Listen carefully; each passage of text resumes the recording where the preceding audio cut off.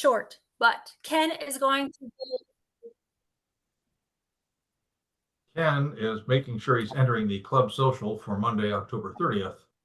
that would be awesome. All right, now we've entered So that. Ken is going Okay. to be our speaker. Ken, just introduce yourself. That way it won't take up much time. Go ahead. Hi, my name is Ken. I have a problem. No, I'm Ken Robinson. I'm the Regional Disaster Officer for the American Red Cross. That's my day job. Let me share my screen real quick, and we'll see how it goes. I believe this is the correct screen. We'll find out momentarily.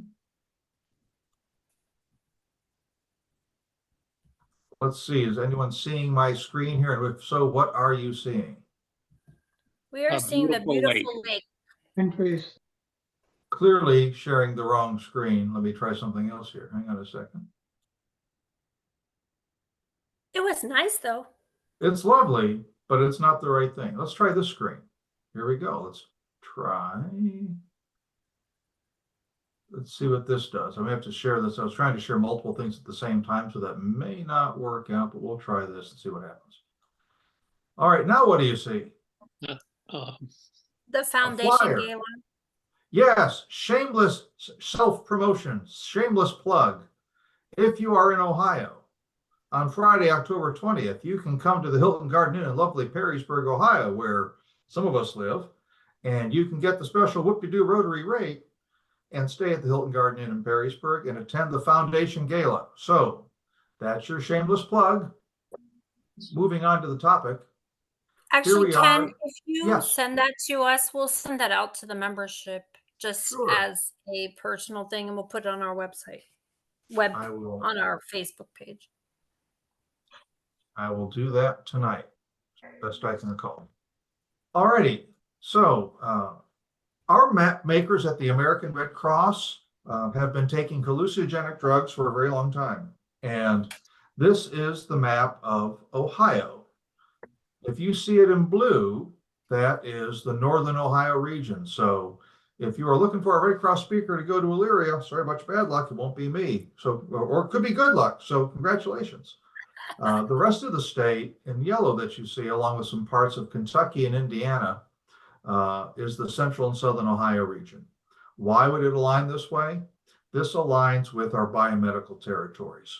And so to sort of give a little nod to the biomedical territories, they are union shops, and I'm in humanitarian services. We are not. It's easy in life not to upend that apple cart, so we are where we are. I'm going to try to move over here, and let me give you a little update here about the American Red Cross, which I've worked at now for 28 years. Started as a volunteer when I was 15 in Buffalo, New York, so I've been a volunteer with them for 34 now. That's a long time, and a lot of things have changed, but what hasn't changed is the mission of what we do and how we do it. There are little finesses here and there, but by and large, the mission of the Red Cross is unchanged. We just do it more efficiently. We use different tools to accomplish it, but the heart of the organization is unchanged in 140 years. So let me slide over here so you can see this. I'm hopeful that you're not seeing the top of the screen that has all the little characters on it. 20,000 people every day get something from the American Red Cross. 170 times a day, we help somebody affected by a disaster. 12,000 times a day, the Red Cross collects blood donations to help patients in need. We collect about 35% of the nation's blood supply, and the rest of that is collected by community blood banks around the country. We have Red Cross apps. Yes, we have apps. Apps are important. Apps make sure you understand that danger is coming and you know what to do about it. And so 1.4 million weather alerts are sent out every day of some type or another. We provide services to members of the armed forces, veterans, and their families. We had a shameless stealing of Rotary stuff and totally stole Polio Plus and used it for measles and rubella. And Rotary knew when we did it, and Rotary's happy about that being stolen from them. And that's something that you'll see a little bit more about towards the end of the presentation. And then, of course, we do first aid and CPR training all around the country. So disaster is what I do. I'm the disaster officer for my part of Ohio. I've been doing this in some size or scope for the last 27 years. And I'm one of about 20 people in the United States that they'll send out to manage a national level disaster response. The world is incredibly different from where it was when I started on the paid staff in 1995. We have more disasters, more frequently, more intense, on a scale that's truly shocking. You can see that in the past year, we responded to wildfires in the United States, tornadoes, which isn't a shocker, hurricanes, small hurricane named Ian. Our year we track goes from July 1 through June 30th. And then floods. Floods are different and worse and in more places than we've ever been accustomed to. So just in the last few months of our program here, you saw that we were in tornadoes and storms. Missouri and Arkansas come to mind, where we were supporting survivors there. There's a term that no one ever knew about when I started called atmospheric rivers. The waters just keep on coming from the sky. The rain just doesn't move, and it creates its own riverine effect when the floods come. And then we have Typhoon Maiwar that hit Guam. We're preparing right now for Typhoon Balaban in Guam. That's not looking good at the moment. And folks think that's international. Sorry, try again. That's us. That's the United States. And so we're seeing a lot more impacts to the islands, which have always been very high risk. But the nature of climate is changing, where the impacts on our island spaces is substantially different than it was even 10 years ago. All that to say that disasters are increasing in frequency and severity and duration. So every 16 days, by and large, we establish a large disaster operation every 16 days in the year. And those are operations, and I have a couple of different slots for you here in a bit. A major disaster operation is $250,000 by spend, but that brings in a lot of people and stuff from a lot of places, and they're typically long duration. And they're typically those that you don't see on the news. You won't know that we're doing that. And why is that happening? Well, I'm not a scientist. I'm not the smartest guy in the room, in any room I'm in, but global climate is changing, and the frequency of events and the intensity of them is off the hook. Someone else can tell you why that is. I'm not that guy, but I just know what's happening in my life, and that is we are deploying more people to more places for more reasons than we ever fathomed when I started here. So here's something that I think is really kind of stunning. This shows you billion-dollar weather and climate disasters. This is for 2022, the last full calendar year that we've got data. In the 1980s, the United States averaged $3 billion disasters. In the 2000s, it more than doubled to 6.7. And in the past 3 years, the average is 20 billion-dollar disasters. And that's a symptom of a radically different climate and its impacts on folks. And it doesn't impact everybody equally. So let's get our heads around that idea. The climate crisis is going to cause a 50% increase in humanitarian assistance by 2050. For the record, I retired December 1st, 2045. Jack knows that date, first of the month after my 72nd birthday. But it's a big friggin' deal, gang. And you look at low-income renters, the scarcity of housing in the United States is stunning. There's a shortage of about 7 million affordable and available rental homes, and only 36 affordable and available homes exist for every 100 extremely low-income renter households. The houses you can find, you dare not stay in. And the lack of local management to assure that houses are safe and kept up is shocking. Add to that that 34 million people in the United States live in food insecure households. They don't know where their food's coming from. And when you roll all that together, disasters affecting people that are housing insecure, food insecure, and have degraded health outcomes and lessened educational attainment, they don't recover. There's almost nothing you can do if you don't catch them immediately. They will never recover to status quo ante. It's not possible because the deck is stacked against them. And so we understand that. And so we target our assistance as often as we're able to do it to those places where the data tells us, and we can visualize this, and I'll give you a glimpse of this. If you go into the Groove Yard of Abandoned Hits on Rotary programs here, you'll see a program about RC View. It was in 2019, and it speaks to this in a lot of detail about how we can manage data, help us understand how to make decisions about where to provide service delivery. So we understand, for example, that we can look at income levels, and if a person, 30% of folks can't make a $400 expense. That is maybe 2 nights in a hotel. If you had to evacuate someplace, that's maybe 2 nights in a hotel and food that's not getting cooked in your kitchen. And a third of folks in the United States couldn't pay for it, or they have to borrow money or sell something to do it. You don't have time to go onto eBay and barter stuff when there's an evacuation order in your town. You just don't. And so folks that have a disability or an access or functional need that might be straight, hot, and normal every day of the week.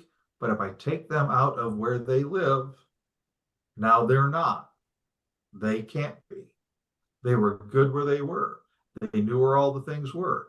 They had all the adaptive things that they had to worry about. I take them out of that environment, and they're largely non-functional all of a sudden.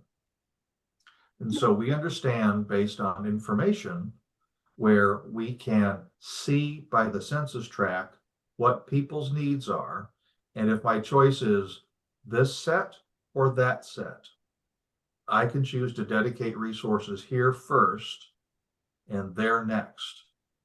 We serve everybody and we care about everybody, but if my choice is the people that have lack of food, lack of housing security, degraded health outcomes because of where they live and their access to preventative care, I'm going that way. And the folks that live in the burbs, I'll get there, but you're not my first pick. And data helps us understand that. One of the things that we are doing is trying to figure out how do we work with communities to make sure that they are served in a way throughout the year where it's not just us coming in, because we're not there. While the Red Cross is in every community year round, we're not with the same level of resources all the time. And so one of the things we're doing is launching a community adaptation program designed to work with communities. I'm adapting this in my own region using asset-based community development model, so that we're really listening into communities to find out where we need to be, because they're telling us where we need to be. And that doesn't mean that I just go to, I'm picking a little county in Ohio. Let's say I'm picking little old Vinton County, tiniest county I have. But if there are no partners there, that's not where I'm going to dedicate a resource right now, because I'm trying to get the maximum effect for the most amount of people. I'm going to look for, where do I have a nexus of potential partners? And so we make decisions about how to slot a program. In the case of our adaptation program, an example would be the Mayfield tornadoes in 2021. I think you all know that I was down there running things for the state at their state operations center. We didn't launch the program there because Graves County is so tiny that wasn't going to generate the impact we needed. But next door in Bowling Green, in that county, we've got a 3-person team working for 3 years, and their job is to work with local partners there to enhance the programs available to that community, and when appropriate and when useful, to drive financial resources into it. So if all they need to worry about to be really stable in that community is, we'd be great if we weren't depending on 8 old refrigerators for our food pantry that's serving umpteen people every month. But if we got them a $10,000 commercial refrigerator, then they're set. We do that. That's a big change. And so as we're moving into the most vulnerable communities in the country, we're also bringing with us resources where we're spending our resources to help them be more resilient on the front end, because when bad things happen on the back end, they'll have a faster road to recovery. So how do we do that? We can visualize all the data down to the census tract level, and that helps me make decisions about where to apply resources. We also have information that as we're doing casework with our clients, it lines up with other systems so that we don't have to keep asking the same question 12 times. So we understand where they are, what their needs are, and what their community's resources are to help us help them chart a recovery plan. We function in 3 basic areas. We try to prepare people on the front end, talk about boom, the left side of boom, or upstream thinking. So I know folks are falling in the river. I got it. Well, wouldn't it be nifty if we can go upstream and find out why are they falling in the river in the first place and stop that? That's what the preparedness work does. But some folks are still going to fall in the river, and we got to get them out of the river. That's what our respond work is. And then recovery is when we work with a family or an individual, and we help them articulate their own recovery plan. If it's my recovery plan, it doesn't do anything. It's no good. It's their recovery plan, and they have to own it. Now, if they don't own it, I can't do much with that. But if they own it, we can apply resources to it. We can use our influence and our financial resources and our advocacy and our prompting. You all heard the story about the fellow that falls in the hole? Person falls in the hole, the doctor walks by, hey doc, I fall into this hole, can you help me out? The doc writes a prescription, tosses it in the hole. Then a priest walks by and, hey father, can you help me out of this hole? I'm stuck down here. The priest says a prayer, writes it down on a piece of paper, and drops it in the hole. Then a friend walks by and they say, hey Joe, I'm stuck in this hole, can you help me out? Joe jumps in the hole. Like, what are you doing? Now we're both stuck in this hole. Well, Joe says, I've been in that hole before, I know the way out. The Red Cross volunteers are the folks that have been in the hole with folks before and help them get back out again. That's how we build a recovery plan. I highlight these here. This shows you in the last, in March, April, and May, the number of larger responses. The ones that are highlighted in yellow turn into these big responses because those responses last a long time. And you can see where our major responses were. And this is counting essentially responses that are by financial impact, some in the neighborhood of $5 million plus. That doesn't account for all the monster apartment fires, localized flooding, smaller tornado outbreaks that happen every year, and that volunteers, and it's 90+% volunteers doing this work year round. So you can see some of the responses that we do have. When we talk about volunteers deployed, those are folks that leave home and just go away for weeks, sometimes months, and focus on other people in front of them. So all the things you see on the right side there, we did in addition to about 61,000 single family home fires. And if you had one of those home fires, I promise you, it's a disaster. If we ask that client, it's a disaster. So through the course of our responses, you can see what we delivered in the United States this year. Speaking of the left side of boom, speaking of upstream thinking, if you are in the United States and you do not have smoke alarms in your house, or you don't know when they were put in there last, or if you know that they're over 10 years old, it is time for you to call me and I will find you the right place to get new smoke alarms installed for you. It doesn't matter if you're living in a palatial spread in suburbia and the shmee alarms are wired in. It does not matter. I got in trouble at a Rotary meeting once. Well, let me rephrase that. I've gotten in trouble at lots of Rotary meetings over the years, but one time I got in trouble was at a Rotary meeting, and it was a little awkward because the priest from St. Rose was a guest at the Rotary meeting. And it was my turn to do fines. And I wanted to do fines about our home fire campaign. And I showed a video that's a little risque, more risque than the Red Cross usually puts out. And Father so-and-so is there watching this, but I made it through that. And I was letting folks know about that if it's older than 10 years old, it doesn't matter about where the power is. What matters is the filter doesn't work. They get gunky.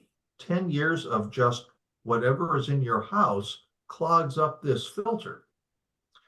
And so I had the presentation. 5 or 6 days later, I'm at a men's group that I go to, and one of the Rotarians says, I had to buy you a drink. I'm not going to, but I should. Why did Kim Kluer say that to me? Kim Kluer is the big boss man of the security company in Perrysburg.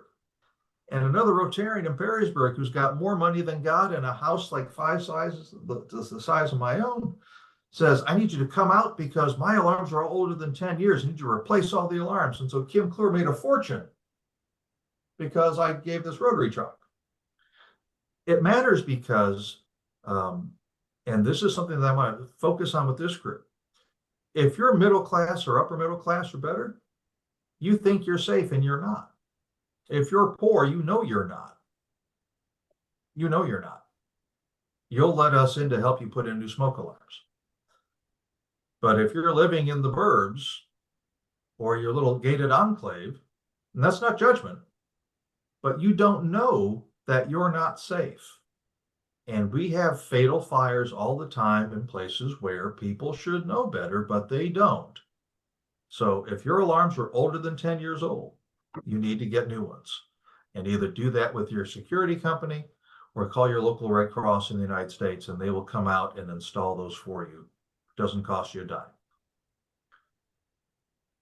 2.5 million times plus since 2014. And we've saved now closer to 2,000 lives than the number you see there. They get Christmas and they get holidays and they get graduations. And it's because they had the alarms and a plan. And the big thing is a plan. Alarms are good. The plan is how your kids know, your grandkids know, it's the big tree and the cul-de-sac, go there.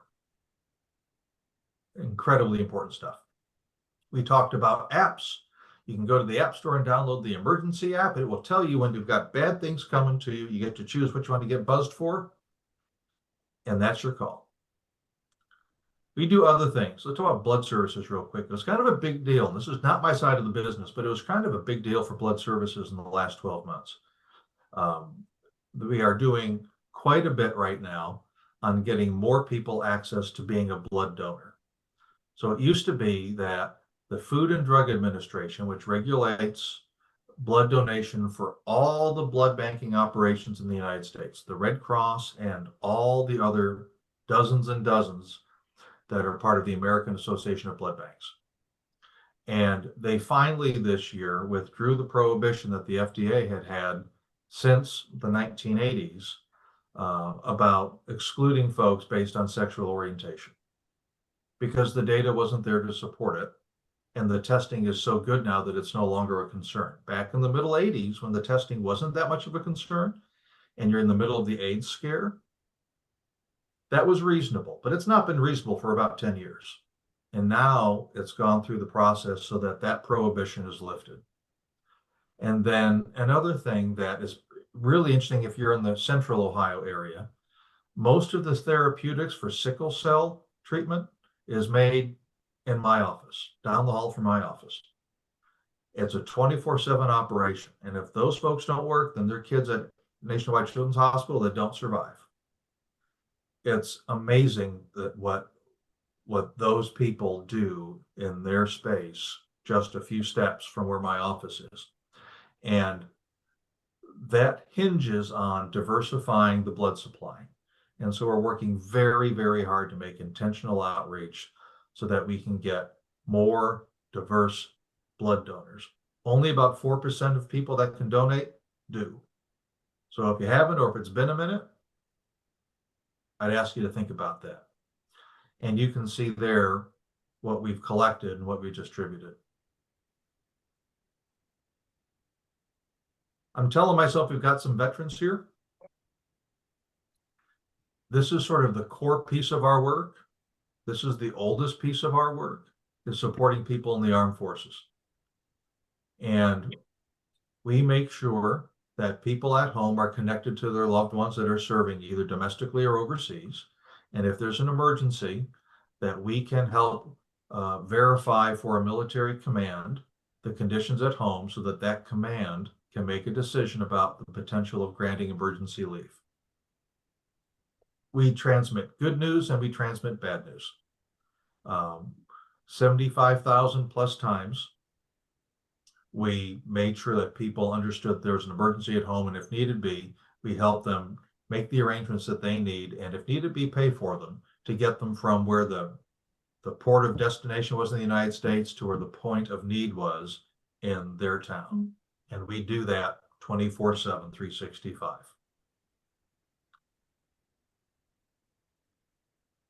Pretty good chance that if you've got a babysitter, they took one of those classes. If you took a first aid class, you see that 4 million times a year, people get those services. Because most of the time, where we get sick and fall down and go boom is not at the hospital.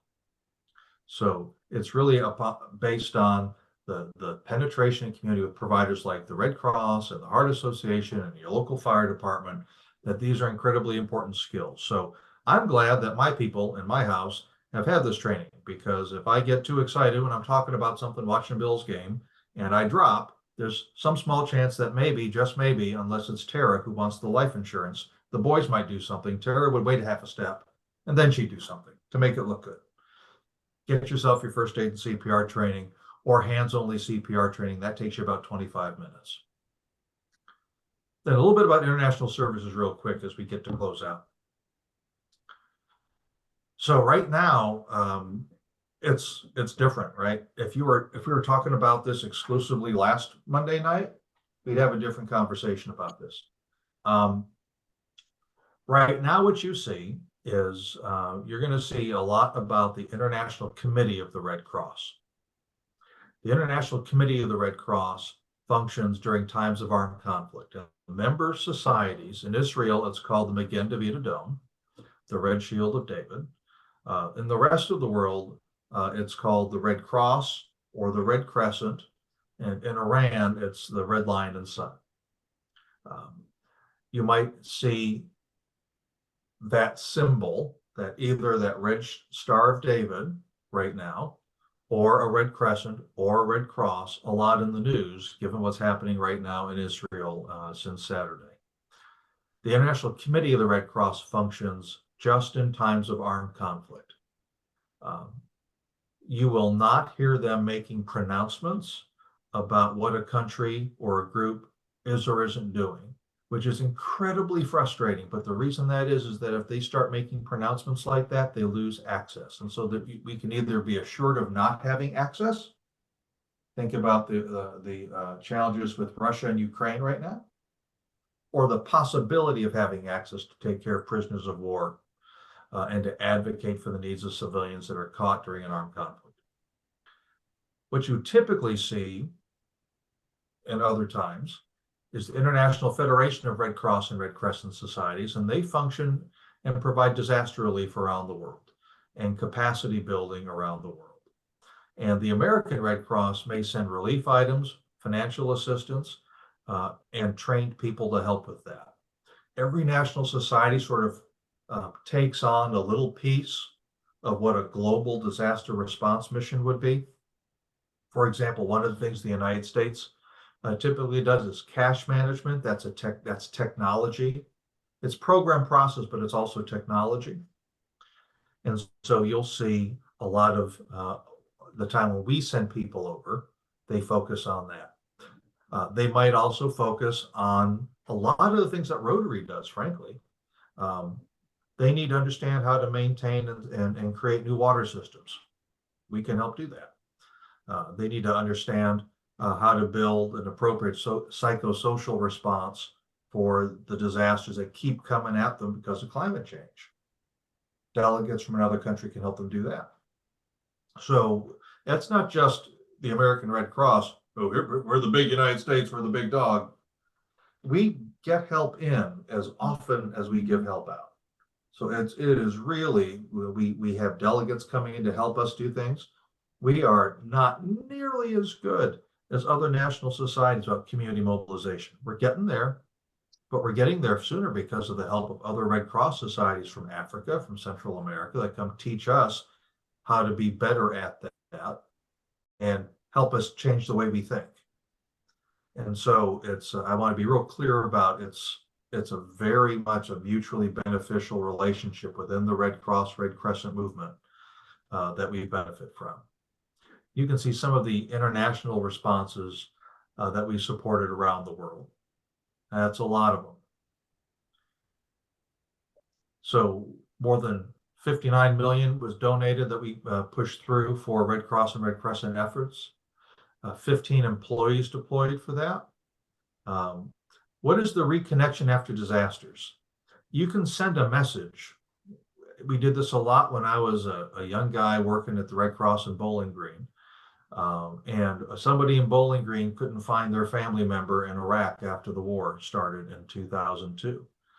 And they would fill a message out. It would come to my office. We would beam it over to Geneva. It goes to a delegate in the field in Iraq, and they would start knocking on tent flaps in refugee camps until they found that person.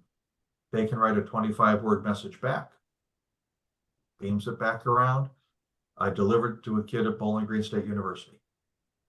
We do things like that a lot more often in times of war and armed conflict. I'll bet you this number will be significantly different in the year that we're in now than it was last year.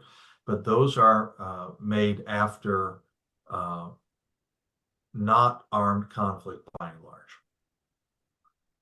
Because the other thing that we have to think about now is that why is that world different? Because we have cell phones and sat phones all over the place. But when it's really bad, those aren't going to work for you. So we had activities where we mobilized relief in Turkey and Syria. You can see what we did with the Guatemalan Red Cross, for example, about disaster preparedness in rural communities by helping develop exercises that they could practice. Think of fire drills, think of tornado drills, same sort of thing in a community. We worked with the Philippines around disaster risk resilience. And then we worked about heat wave awareness because Nepal is at a degree so much hotter than it was that they just didn't have the research to figure out how do we get a deeply penetrating program to help address the challenges posed by increasingly high temperatures. That's a smattering of what we do. You can see the way they spend our money internationally. The response and recovery is the lion's share of it, but we're trying, we would be much more happy, to be perfectly honest with everybody, if the disaster response and recovery was smaller than the building safer communities and eliminating measles and climate adaptation, because that's all upstream stuff. So we're committed to do the downstream work of response and recovery after boom happens, but we dearly love to spend more time with the upstream work of keeping folks from falling in the river in the first place. And that's what eliminating the measles does. Same as our polio plus program. And the resilience activities and the adaptation activities that we have is really where we'd love to be able to spend more of our time, both internationally and here in the United States. So I know I've taken us over time by a couple of minutes. You all have my email address. You know how to find me. I'm grateful for the chance to talk at you for a little bit. And if you've got questions, I'll make up answers. Thank you. Actually, very good. Thank you so much. I would like to wrap up the meeting real quickly. And then if anybody has questions, Ken, are you able to stick around for a little while? Absolutely. Let's conclude the meeting. And then if you have a question, you're welcome to just hang on for a couple minutes. I just want to remind you of